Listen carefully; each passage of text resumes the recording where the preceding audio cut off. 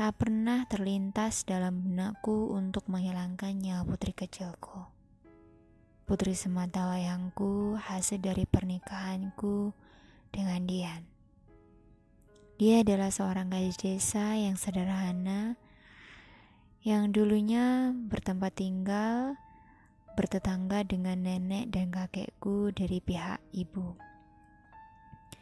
Aku bekerja di sebuah perusahaan swasta di kota Bandung. Rumah tanggaku terbilang harmonis dengan istri yang baik dan santun. Begitupun juga dengan buah hatiku Lia, anak perempuanku yang baru berusia 8 tahun dan duduk di bangku kelas 2 SD. Seorang anak perempuan yang periang, lucu dan cantik. Oleh ibunya, rambut Lia selalu dikepang 2 dan diberikan pita yang berwarna-warni, semakin menambah cerah rona putih di wajah mungilnya. Anak Lia memang berkulit putih, bersih seperti ibunya. Sebelum hadirnya Lia dalam kehidupan rumah tangga kami, aku dan istriku menunggu rezeki terindah itu sungguh menempuh waktu yang cukup lama. Kurang lebih setelah 5 tahun kami menikah, barulah kami dipercaya untuk dititipkan seorang anak perempuan cantik jelita yang kuberi nama Lia. Di sore itu, ketika aku sedang duduk santai di teras depan rumah, istriku menghampiriku dan memberitahuku bahwa ia sedang hamil dan menunjukkan alat pendeteksi kehamilan sebagai tanda bukti bahwa dia positif hamil. Dengan semangat dan gembira, aku berdiri dan langsung memeluknya, kucium pipi dan keningnya.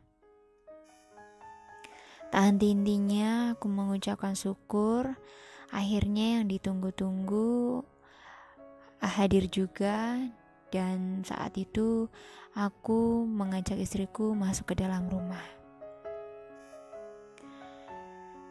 9 bulan lamanya istriku mengandung, saatnya istriku untuk melahirkan.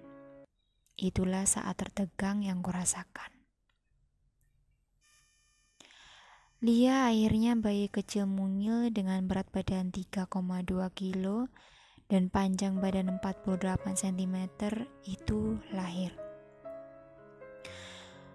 Suka bahagia kurasakan teramat sangat. 5 tahun penantianku mendambakan buah hati akhirnya terbayar sudah. Lia, bayi lucu dan sangat menggemaskan itu, semakin hari semakin tumbuh membesar.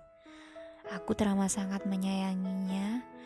Apapun yang kulihat benda dan mainan anak perempuan, ku beli dan ku bawa pulang untuk putriku tercinta.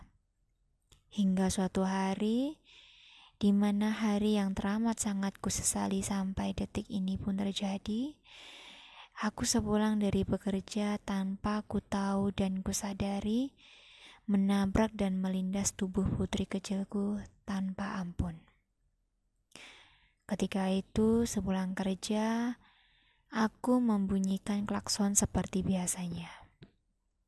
Dan tidak seperti sore-sore biasanya setiap aku pulang bekerja, istriku hari itu membukakan pintu gerbang sangat lama. Ku coba turun dari mobil dan berteriak memanggil nama istriku. Namun tak kunjung datang untuk membuka gerbang juga. Ku telepon pun tidak ada jawaban. Entah setan mana yang sore itu merasuki diriku, kesabaranku hilang. Emosiku meledak. Aku kembali masuk ke mobil dan ku pacu mobilku sekencang-kencangnya dan ku tabrak pintu gerbang rumahku. Yang tanpa aku tahu, saat itu juga dalam waktu yang bersamaan, Lia putri kecilku hendak membukakan pintu gerbang untukku. Dan bunyi kencang pintu gerbang ku tabrak, dan saat itu pula Tubuh kecil anakku, Lia, terlindas mobilku. Aku tersontak kaget. Ku banting pintu mobil dan keluar berlari menghampiri putri kecilku yang saat itu berlumuran darah di sekujur tubuhnya. Dan kulihat dia berusaha untuk berdiri. Ku peluk tubuh mungilnya, ku angkat, namun aku tak berdaya.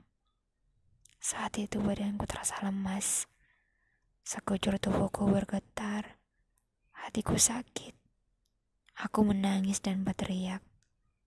Ku angkat kembali tubuh kecil anak perempuanku, anak semata wayangku, buah hati kehidupanku.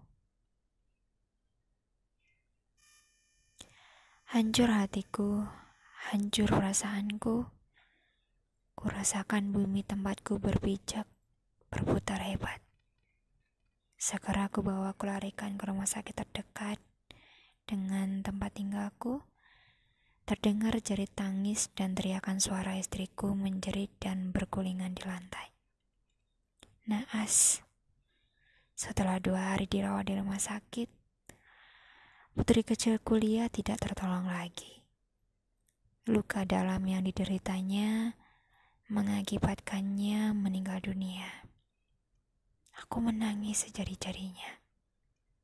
Istriku histeris, pingsan, tak sadarkan diri. Semua keluargaku, keluarga istriku menangis. Buah hati yang Tuhan titipkan kepadaku akhirnya diambilnya kembali lewat kelalaian yang sengaja kubuat. Seandainya saat itu, hari itu, aku tidak kesetanan dan bisa lebih menahan emosiku, mungkin Tuhan pun tidak akan mengambil titipannya itu dengan teramat sangat menyakitkan. Aku menyesali perbuatanku. Aku selalu menangis setiap mengingat kejadian di mana akulah yang telah melindas anak putri sewatawayangku sampai mati. Seandainya aku tidak emosi, seandainya aku tidak gegabah, seandainya aku tidak menabrak pintu gerbang rumahku, mungkin Amalia masih hidup sampai saat ini. Seandainya waktu bisa kuulang kembali. Kini hari-hariku kurasakan hampa. Rumah tempat kejadian itu sudah kujual lama, dan Dian istriku memilih pergi meninggalkanku untuk pergi ke luar negeri, bekerja di sana sebagai guru. Kini aku sendirian, walaupun keluargaku mengelilingku, aku selalu merasa sendirian dan kesepian.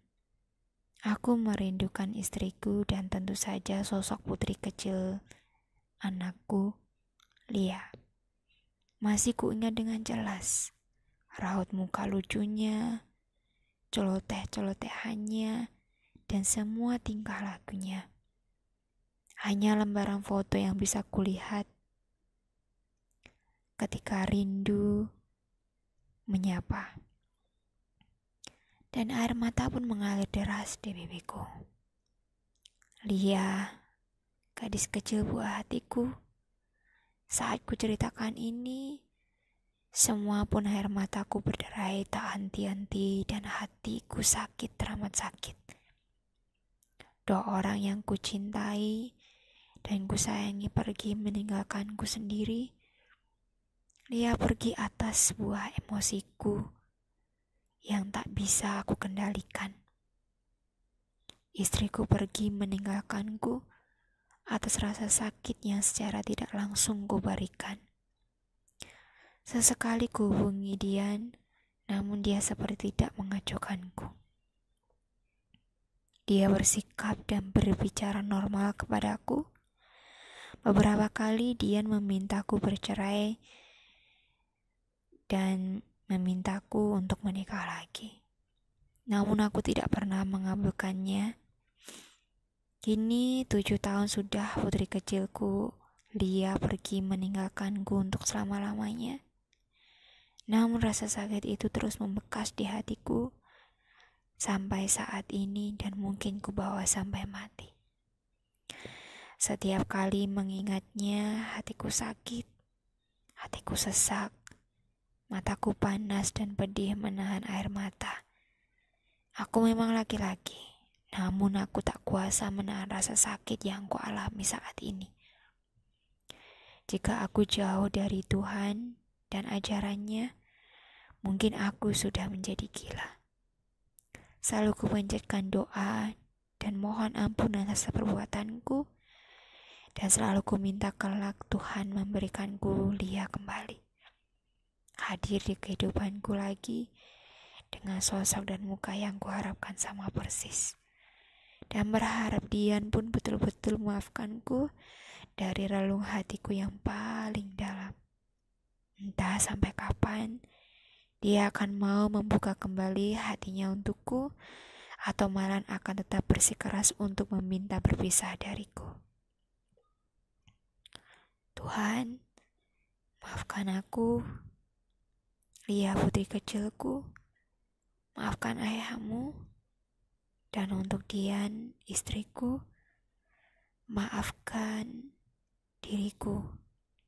Semoga engkau yang jauh di sana mendengar jeritan hatiku.